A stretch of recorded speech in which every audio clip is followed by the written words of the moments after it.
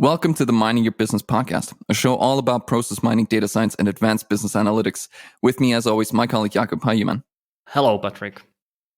You know, it has become impossible to ignore the fact that we have not had a single woman guest on our show, as has been pointed out to us by even my own mother. Today is the day that this trend ends, as Christine Hunter, VP of Marketing at Celonis, and Gabriela Galic, Manager at Deloitte, are joining us today to talk about the Women in Process Mining initiative and its importance in empowering women in tech all around the world. Let's do this.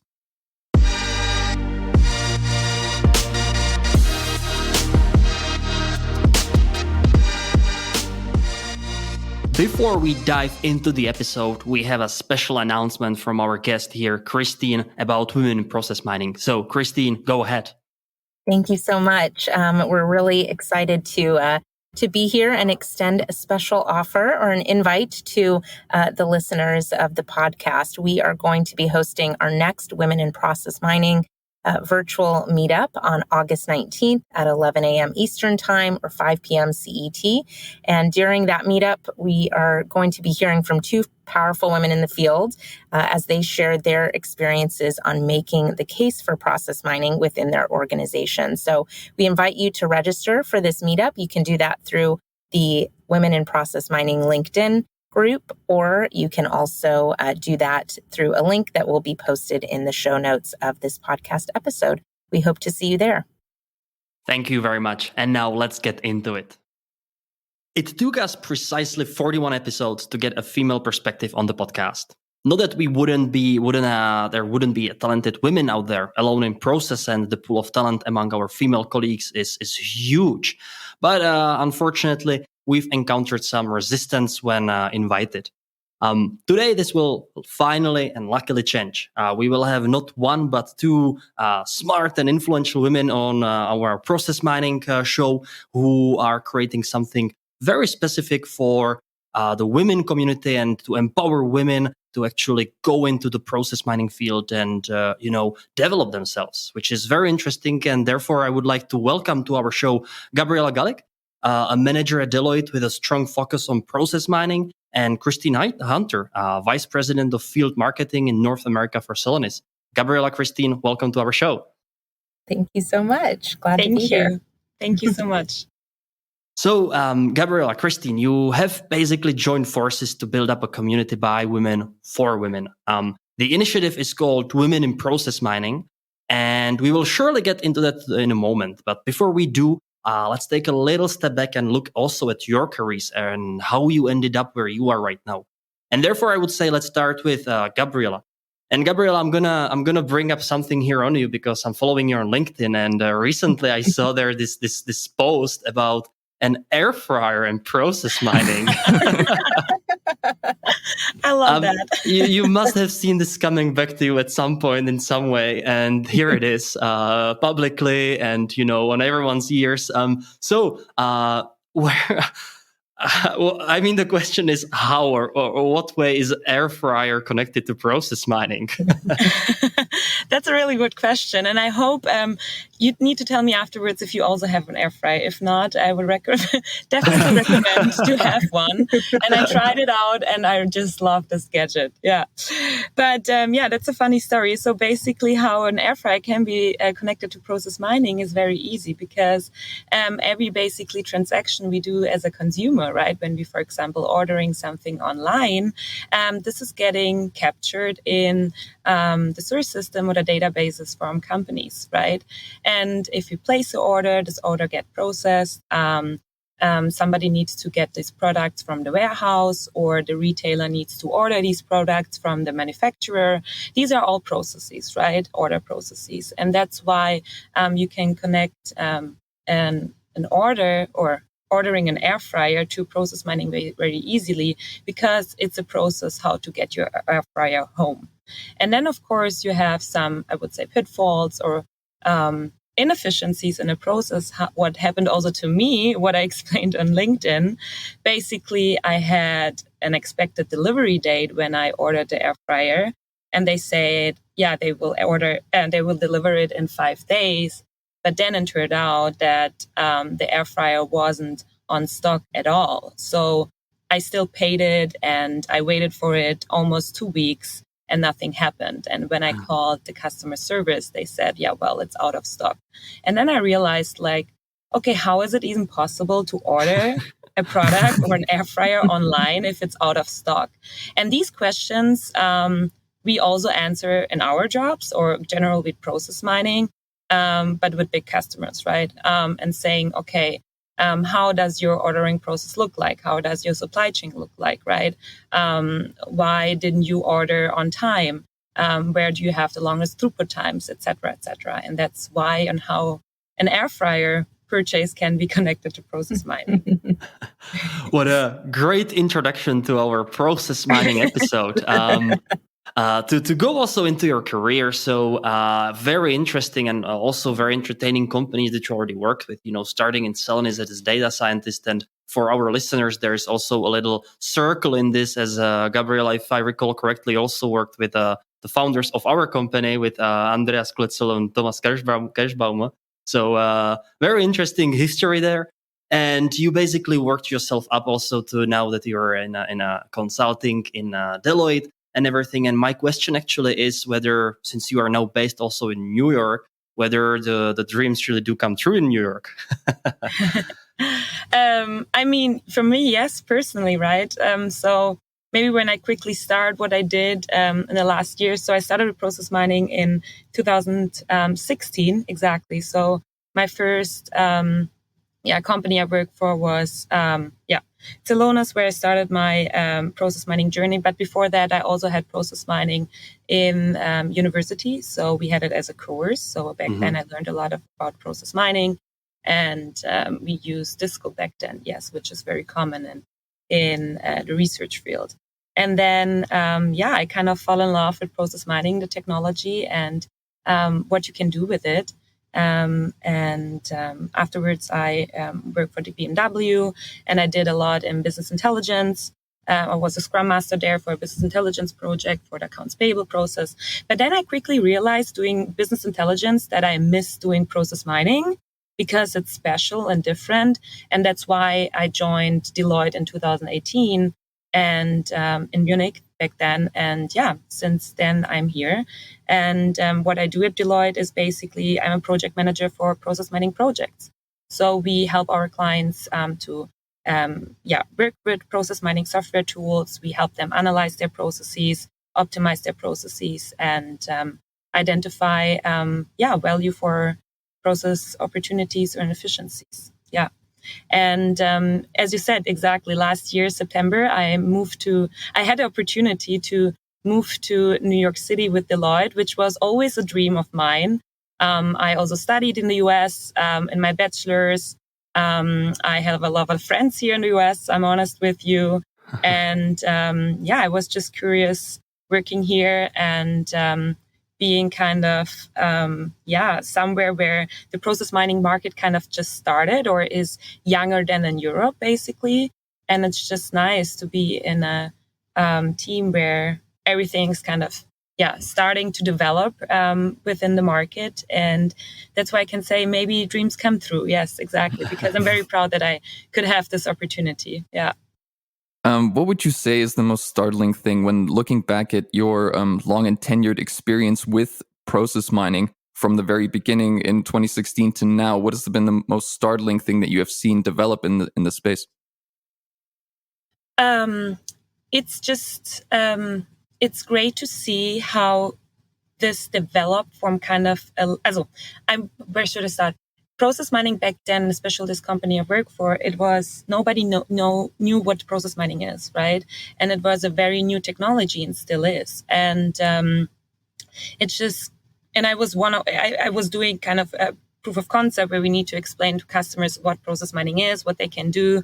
And we went there, analyzed the process within 2 weeks, and then hope that we will get a project again, right, and work with them together, and they will apply process mining. And it's just great to see how companies are adopting process mining, or how companies have adopted process mining in the last couple of years, and they integrating process mining as kind of in their organization. They have built dedicated teams who only do process mining, right? And I think this is kind of a great thing to see. And this is something what also inspires me for the future, where I'm saying, this is so great what I've saw in the last 6 years. And I think the way forward is much bigger and there's so much to come. Very interesting. I'm very happy that we don't have to do the proof of value anymore, that we just show the numbers that are coming on those slides. Like, look how much these customers saved. Let's do it. No questions asked. So that definitely improved. And that actually brings me to our guest, to you, Christine, because you are actually coming up with these numbers and then, sending it out to the world and making our job, our consulting job and implementation job much easier, because you create the awareness. And therefore, if you could also tell us a little more about your journey and how you ended up in a process mining world, which marketing is also probably a bit obscure thing to where to end up in the first place. Yes, it is. I started my career working for I've always been in the technology space, and it's primarily been technology for manufacturers, which obviously has a really heavy emphasis on processes. But in the last company that I worked with, I think it was in the last probably year and a half or so while I was there, I was introduced to another company that had process mining capabilities. And that company, the two companies were forming a partnership together, and they were looking at applying process mining in the context of system transformation and moving from on-prem to the cloud, and really being able to evaluate the processes along that way. So I was part of the team that was bringing that partnership, the announcement of the partnership to life. And that's how I first learned about process mining.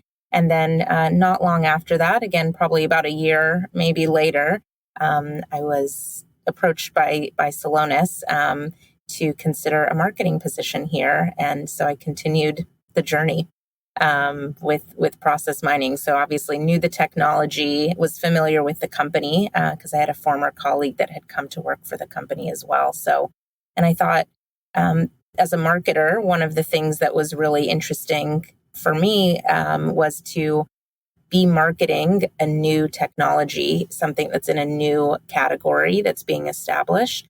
And I had previously worked in the ERP space, which is obviously a very established technology category. So when you're marketing a little bit differently. People know the software, they're picking the vendor. And in the world of process mining, especially in the US, we're still educating people on what process mining is. So there's a heavy focus on education, and then obviously positioning solutions to the problems that they have as well. Now, I have to say, I am new to marketing. I don't really know much about it. And you're also the first marketing person that we've had on this show. Yes. So I must ask, what does a VP of marketing actually do? Like, what's the day-to-day look like?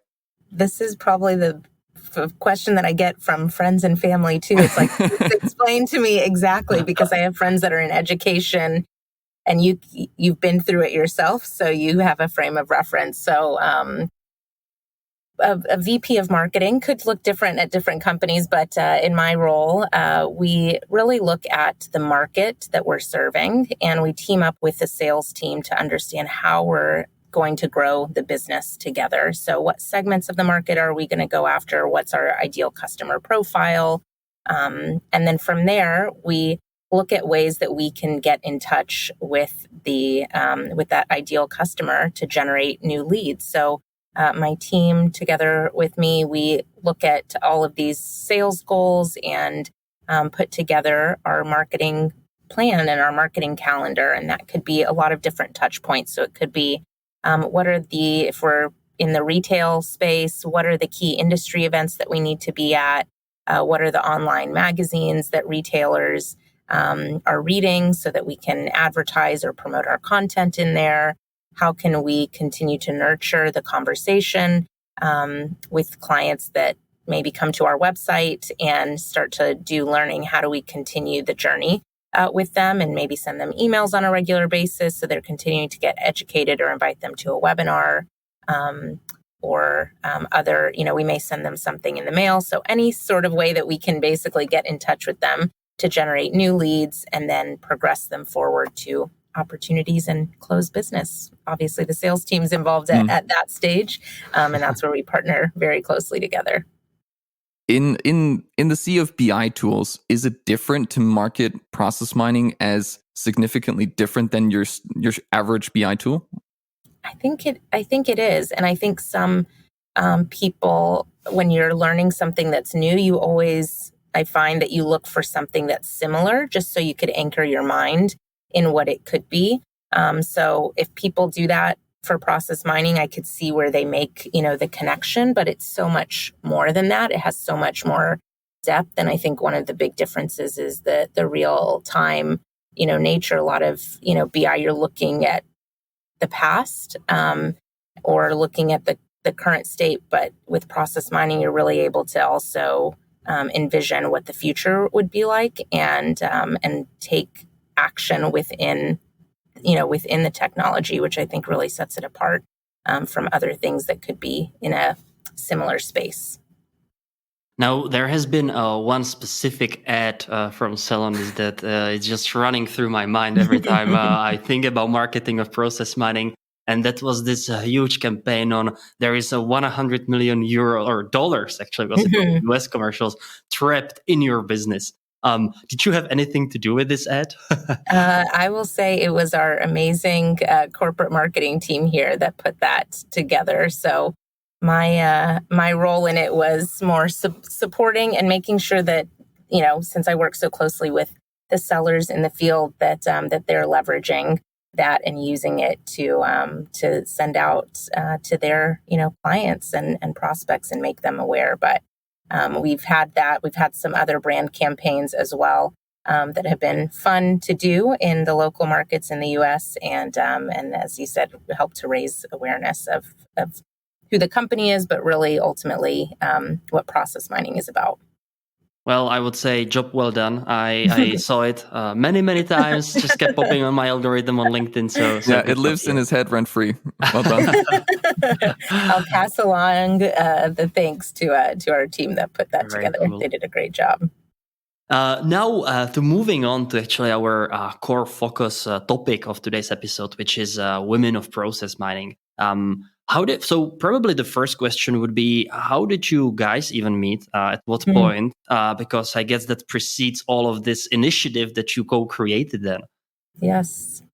I could start, Gabby, if that's okay. Yeah, sure. Go ahead. Yeah. So I think it was the fall of last year. I had one of the sellers within the company had pinged me a link to a women in RPA community, actually.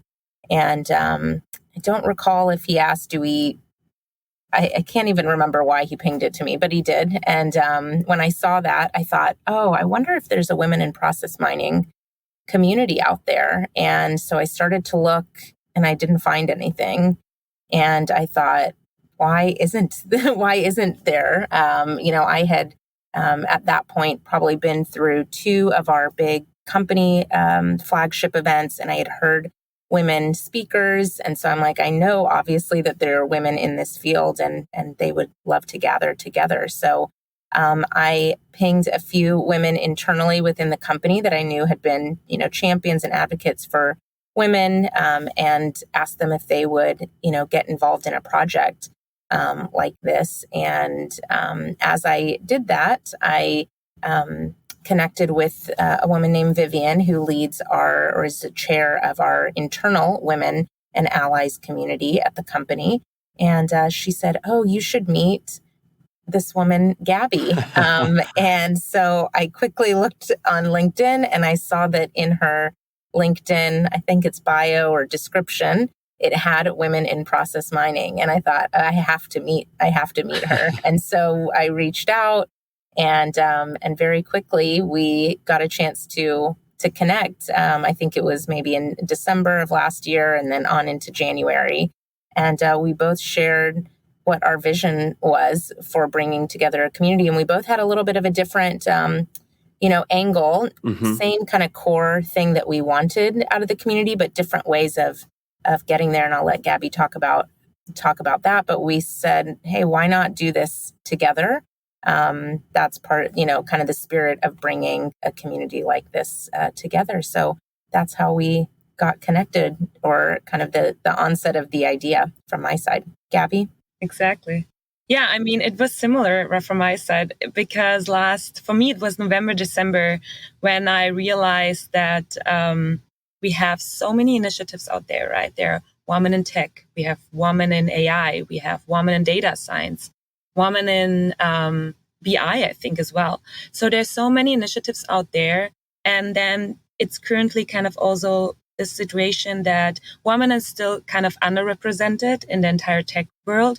And I think if the latest numbers are correct, I think only 27% of all tech-related jobs are held by women, right? Mm-hmm. So that's when I realized, I think I want to do something. I want to change something. I want to support also women in the space of process mining. So this was kind of a little bit of the motivation behind. And then what I did, exactly what Christine just explained, I just put woman in process mining in my LinkedIn profile.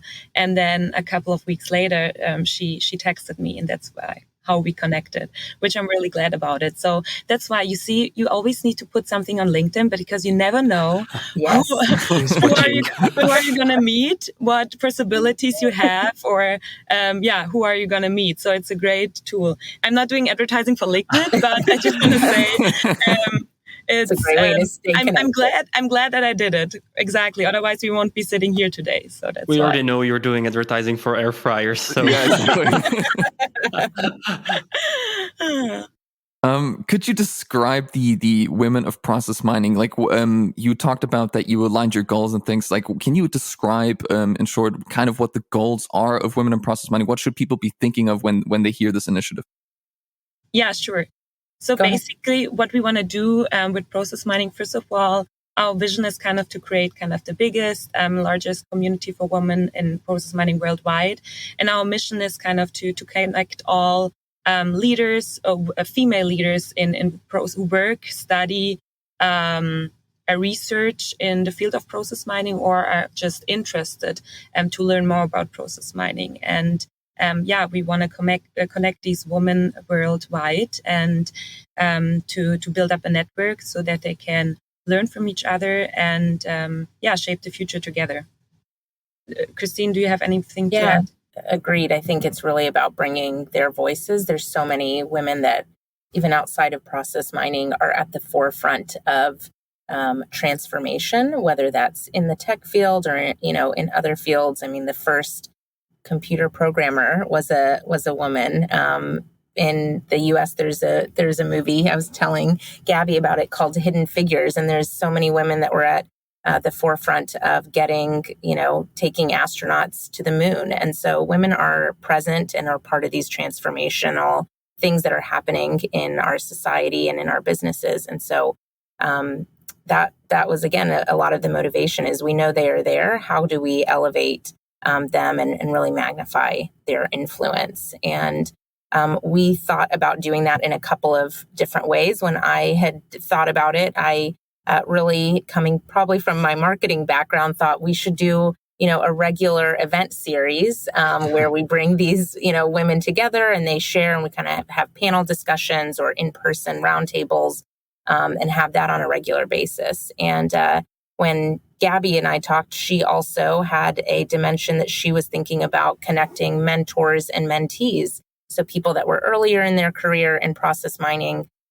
being able to connect them with someone who has gone down the road a little bit before. So as we've met with different women, as we've introduced the community, we found that there's so many different ideas that women have around how this community can serve them. Either, again, through events, through mentoring. It could even go through scholarships in a future state. So we really think that there's a lot of opportunity within the community to connect with women in the field. And so, speaking of the current state, how does it really run? What are the initiatives that you're running that fall under the umbrella of this Women of Process Mining brand? Yes. So we started out, I'd say, as an online community via LinkedIn. Back to Gabby's, you never know what can happen on LinkedIn. So we have started, and that's where, of course, you can find us.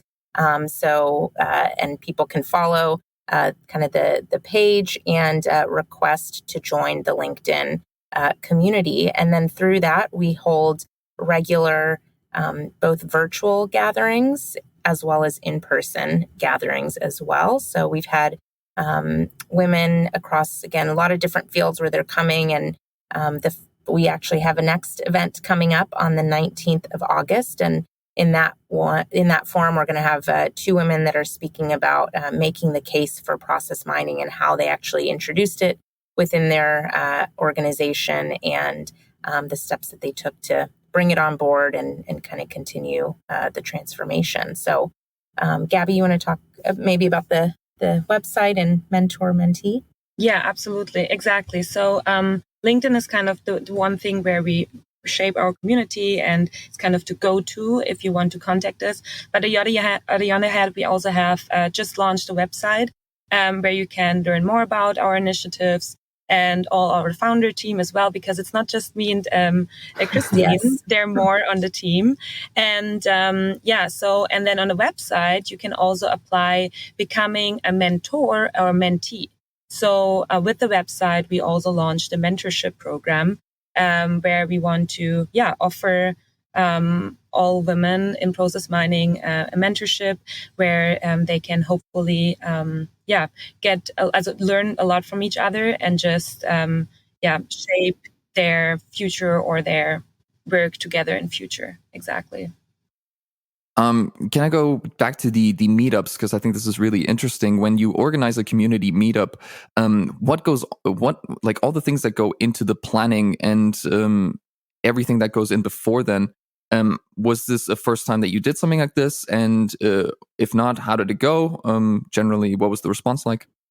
Yeah, I'll say Celonis had previously done a couple of women in transformation type of panel discussions or webinars. So we had that, and one of our founding team members is named Dina, and she had created a lot of that content, kind of over the last couple of years. And so again, this was Women in Process Mining was kind of another step in terms of, kind of bringing women, voices. So we were able to, again, through our founding team, identify women and just put out the ask and say, would you be willing to come in the virtual format? It's really more like a panel discussion. And so one of the founding team members, Julie, she's reached out to a couple of her contacts and said, this is the topic. Would you be willing to speak? And what I love about our format is that it is what we call closed doors. So it's actually not recorded. And that's intentional because we want people to be able to feel that they can speak openly about their challenges and their learnings and use that so that they can help others kind of take those learnings and kind of take better next steps as they move forward within their organization. So that's how we do the virtual events, being able to identify women that are speaking, and then that's promoted through the LinkedIn group and then promoted through our networks as well. And we've had a really positive response. We have, I think, almost 300 women now in the LinkedIn community. And so it is certainly growing on a weekly basis. We're seeing new women that are being pointed to it. And then on the in-person events side, we had the opportunity to do that alongside Celonis's world tour recently. And Gabby got to participate in that as well. And that was, again, another really unique format in that, it was part of the agenda, but there was no presentation. It was us breaking up into different groups, about 6 different groups. And the topic there was gaining the seat at the table in digital transformation. And so we had different table topics and a moderator, and not really a moderator, but maybe a host, a table host that facilitated the discussion. And we spent about 20 minutes each table chatting. And then we took about 10 minutes at the end to hear from each group so that we were able to learn from each other because each table had a different question. So we all got to learn a little bit different about kind of how were women keeping up with digital transformation, what do women have that gives them a little bit of a different edge in the workplace? So what superpowers do women have that we should really celebrate and make sure that those are known? And, what are some of the ingredients for success in digital transformation? So we were able to really tackle some of those topics in the meetups.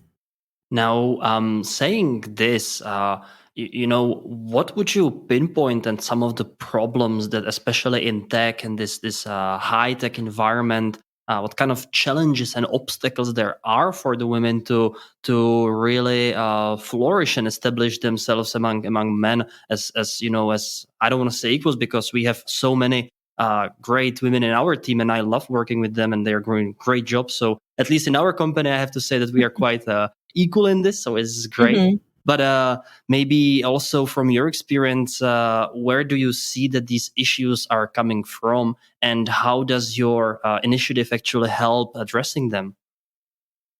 I'll talk on one thing, and Gabby, you may have a different perspective, but I think representation, whether it's in gender or in kind of a racial sense, is so important, because I think when you're younger, you don't know what you don't know, right? So if you've never seen someone in that field, you may just not think it's a path for you. And so you don't know how to take the next steps to get there. So I think seeing women in tech more, and I think that's, again, part of the motivation behind this, community, is really to pave the future together. In the future, you have to have these generations of women that are coming up, to build the future. And so I think without seeing or hearing from them, it makes it challenging, because you think, can I do that? Is there space for me there? How do I get started? So that's what I see, again, could be in this space or in tech, in general. So I think there's obviously been a huge movement of trying to advocate for women in tech through many STEM programs, Girls Who Code, lots of opportunities to expose, girls and women to these, opportunities. And that's kind of the, first step. It could obviously, then when you get in the workspace, there's kind of a different element to it. But I think that's one of the key factors. Gabby, what are your thoughts? Yeah, I totally agree. And I want to add, I think it's very important to have kind of these role models, right? Because when you talk about, okay, what were the pitfalls? So I didn't have kind of a role model, a female tech role model when I was younger, right? When we look, for example, at big industry players like Jeff Bezos, Bill Gates, Elon Musk, right, Mark Zuckerberg, they're all men.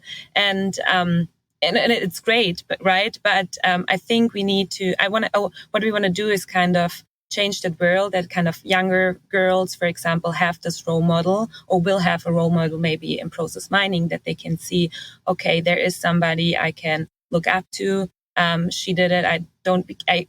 I'm not afraid of doing process mining because it's a new technology, or I don't understand it, or whatever. So I think this is very important. Having these role models. And I think a different thing, what we also need to close, is definitely the pay gap, because women are still not getting paid equally like men. I think in the tech industry, it's the distance is a little bit smaller, like in other industries, but it's not the same. So they're all things which kind of motivates us, or brings us to the point that we need a community or a network of women in process mining, or in general women in tech, to change the current situation to a better one. Now, being part of the movement of paving the way and forging the way for future women in tech as a general, do you feel some sort of pressure or responsibility towards this community? Like, what are your feelings with this growing movement here? Yeah, also I personally do. It's kind of my little baby, right? When you build something up, I would not say I'm a entrepreneur. I think that's too much, but that's too much, I think. But still, making an impact kind of is just great. And during my career in the last years, I always did something which had a social impact. For me personally, this was also always very important. I always wanted to do something to help others or the community or the society. And that's why I definitely would say we have a responsibility, because when people look up, for example, to this community, right, or they have hopes in getting answers or a connection or support, and I have the responsibility to fulfill these needs or these dreams and to make them kind of happy and to feel supported. Yeah. I would agree. I think that also fuels the programming that we put together. It's, as we've seen such a positive response to this community and so many people wanting to get involved, you really see that there is a need. And the better that we're able to meet that need, I think it's enriching for us. It's very fulfilling, but then also, for the women that are in the community.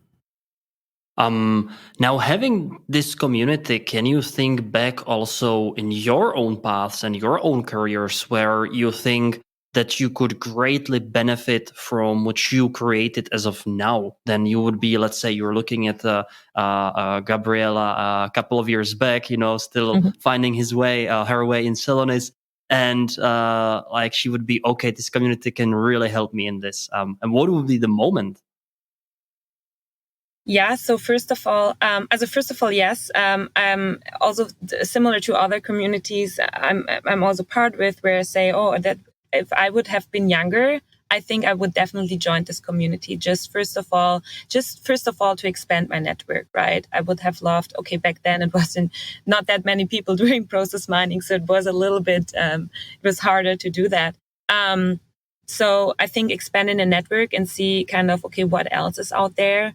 And if you're, for example, in a very kind of man-dominated industry, or most of your clients or also men, or the teams you work are most of the time men, it's just nice to have kind of one you can speak up to and talk about your things at your job or at your work, where you would not ask your boss, for example, directly, right? Mm-hmm. And it just didn't happen in the and I have some examples where I would have loved having kind of a female mentor in my space around me, which I can call, because as a woman, and I cannot speak for everybody, but I had some situations which weren't not okay. Where I said, okay, I think this needs to change, but I had nobody to talk to because my boss was a man and my other boss was a man too. And they had like a different perspective. So definitely. So, I would have benefited from that.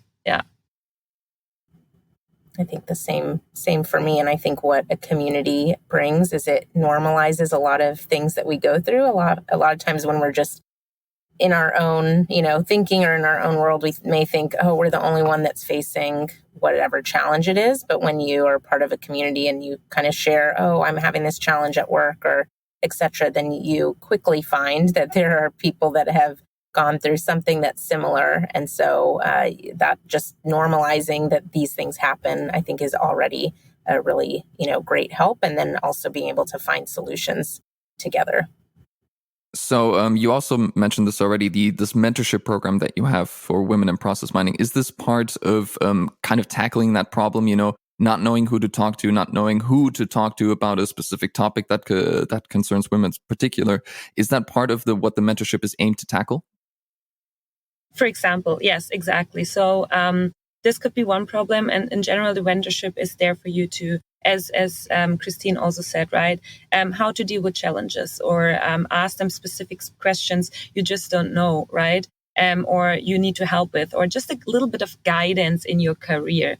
Because what we, for example, do, we ask the mentee, particularly what you hope to get out of this mentorship, right? So we're asking for their needs. Mm-hmm. What do you need? So it's very specific and personally. And it's not just a general mentorship, well, you can apply and that's it. No, you can come with a problem basically, and then we will hope to match your question or your situation to a mentor which has experience in that, right? Because we are also asking our mentors, what are your superpowers, right? Tell me how a mentee would benefit from you. And that's how we could, we can tackle these problems and hopefully do the right match and help the mentee, but also the mentor. But I think the mentorship in general is kind of changing. We're reading and listening a lot to kind of also reverse mentoring. So it's not only one-sided, right? Kind of a mentor like supports a mentee. Yes, this is kind of, I think, the first thing to support, because somebody who is not that experienced needs that support and guidance. But on the other hand, I think it's very important, or definitely sure, that a mentor can also learn from the mentee, because it could be that they are in different generations, right? Which could benefit also the mentor to do a mentorship with a younger mentee, for example. I was about to ask, like, except of women, who are the other target, let's say, audiences in for your group and for the initiative? Like, can also maybe it's probably more a question for Christine. Could also, let's say, the people with different backgrounds, such as marketing or sales, benefit from this organization, and actually not necessarily being this tech savvy people who are, for instance, searching for a job as a either consultant or a data scientist or engineer, but rather more on these other topics, such as everything else that doesn't require coding, let's say. Yes. Yeah, I think there's so many different connections, to process mining. You could take myself, for example, right? I'm definitely not on the technical side of process mining, but still connected, to the technology. And we see many, marketers, again, researchers, students, people in sales. And I think people, if you think about different functions, even what I can gain from the community is hearing more about the business challenges that are being solved through, through process mining, and then being able to use that in my own mind to think, okay, well, if this is the main problem that is out there, how could we apply process mining, to this particular area? And maybe it can even influence, other dimensions of process mining. So it's definitely, from that perspective, an open community. And we also welcome, allies as well. We know that there are many, men in organizations that also are very motivated to elevate women. So we've had that question come up from time to time: is can men join the group? And I'd say if you're an ally, then absolutely. We need each other in this space. So if you're available and willing to help, then the answer is yes. Great. So after, since creating this initiative and watching it grow, have you seen a noticeable change in the current work that you do based on everything that you've learned in your journey in women in process mining so far?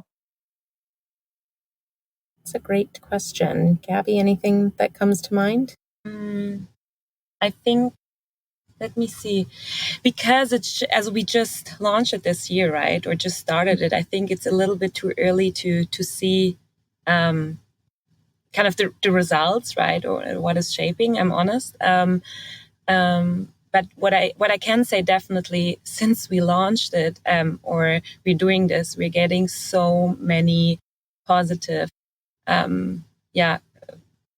messages, right? And people who are saying, oh my gosh, this is great what you're doing. And I think this was the right decision. And if you need to support, and even also from men, not only women, how can I help you with this initiative?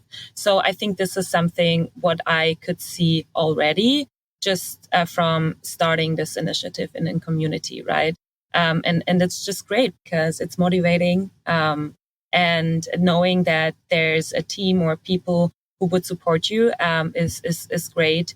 And also we got a lot of positive messages from people who want to join, right? Who said, oh my gosh, I want to join your event. I want to become a mentor. I was waiting for that. I love that, right? Because it's a new technology and it's a new team and community which is building up in general. And so I'm happy about that. Yeah.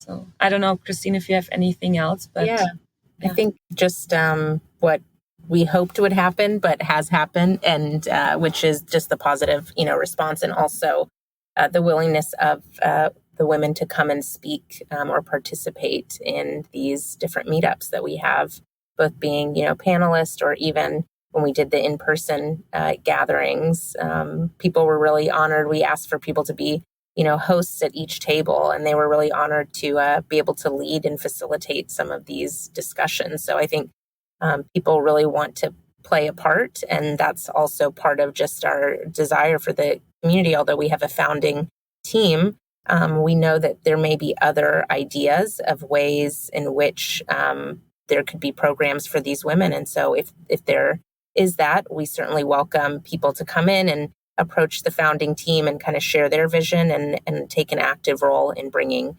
that part of it to life. So we don't want to be like restrictive or say it's just us, because we just think that there's a lot of work to do, and the more hands that can be doing it, the better. So speaking of more work, what are the next plans and next steps you want to take your community to?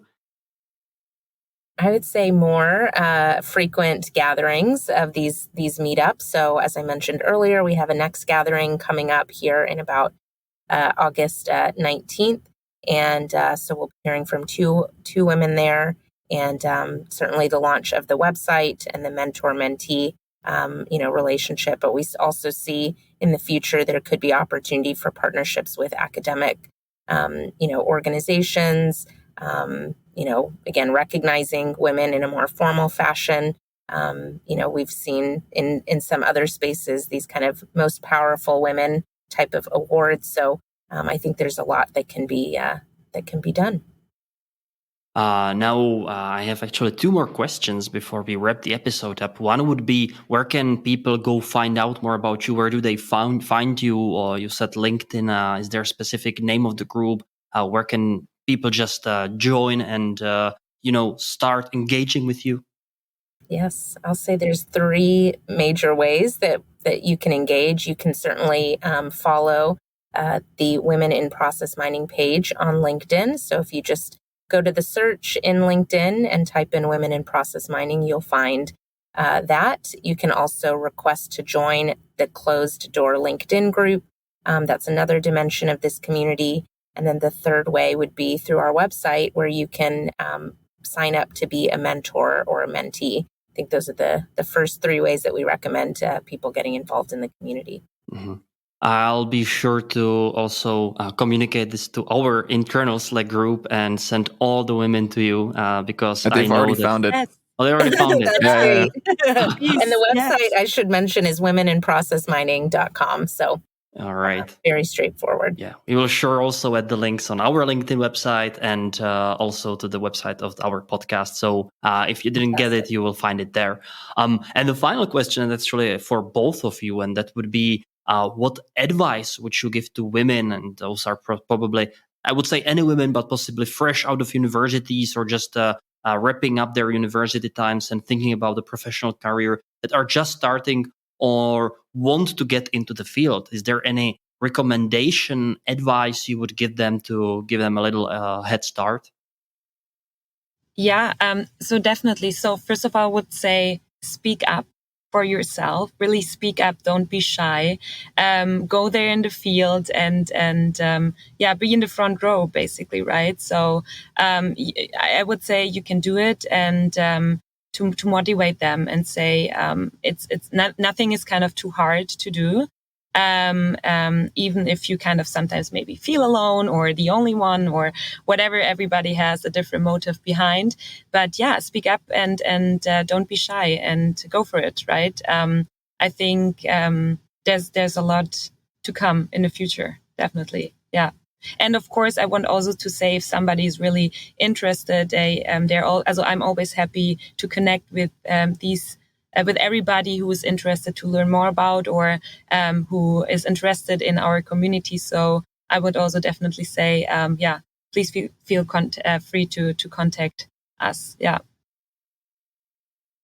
And then I think from my side, I think about, maybe two things or words of advice. I think one would be around curiosity.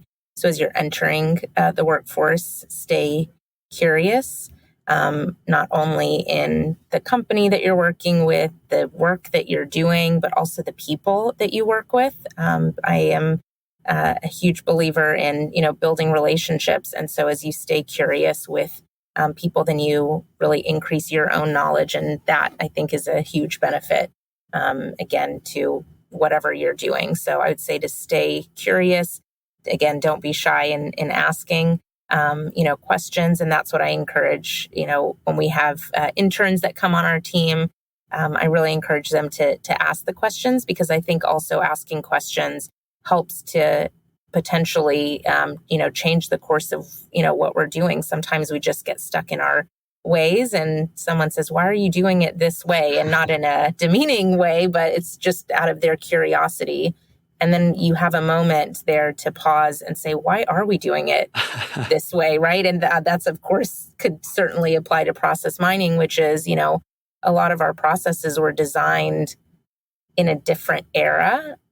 And we're in a different time now that is so heavily reliant on, digital technology and different ways in which we interact with our customers. And so it's okay that our processes would need to change, or that something, would be broken, or we don't have to do it the same way that we've always done. So I encourage people to, be curious in that way, because I think it does help, the organizations that we work for.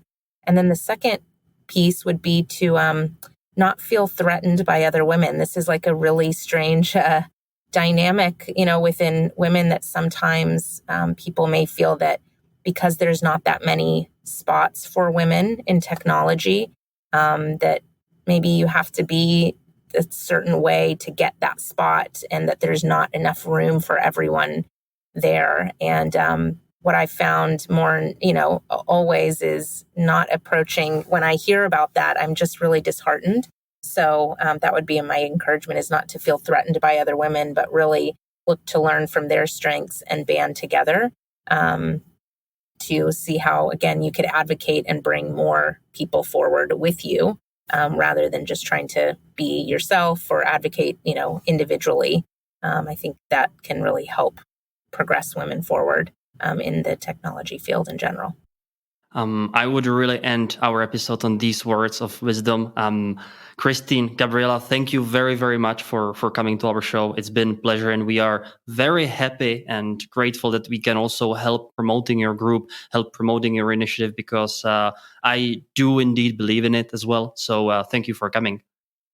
Thank you so much. Thank you.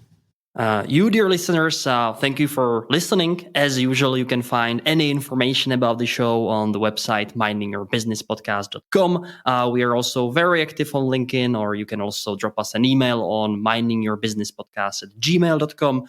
We are always open for any recommendation, ideas, or any questions that you might have, and we are always happy to answer those. So please stay tuned. If you like us, rate us on any platform that you're listening to, and we will be looking forward to hear from you and be with you with the next episode of Minding Your Business Podcast. Thank you very much, and bye-bye.